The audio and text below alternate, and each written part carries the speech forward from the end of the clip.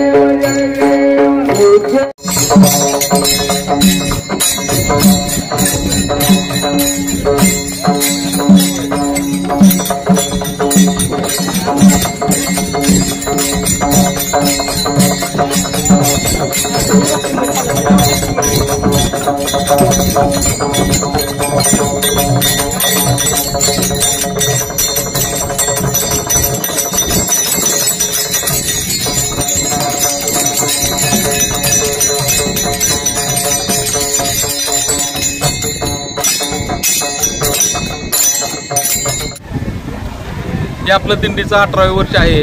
गेल्या 18 वर्षापासून आपण या ठिकाणी गजानन महाराज पालखी पुसद जिल्हा यवतमाळ या ठिकाणी दिंडी येते। पुसद ते पंढरपूर या ठिकाणी जाते। नेहमीप्रमाणे वैरागमध्ये त्यांचं या ठिकाणी आम्ही आगमन करतो। त्यांचं जेवणाचं वगैरे आम्ही किंवा इतर मित्र कंपनी सर्वांचं नियोजन करतो। तर सर्व मित्र परिवार असतील, नातेवाईक असतील, सर्व आम्हाला त्या ठिकाणी दिंडीच्या वेळेस सहकार्य करतात। त्यांचं मनपूर्वक आभार।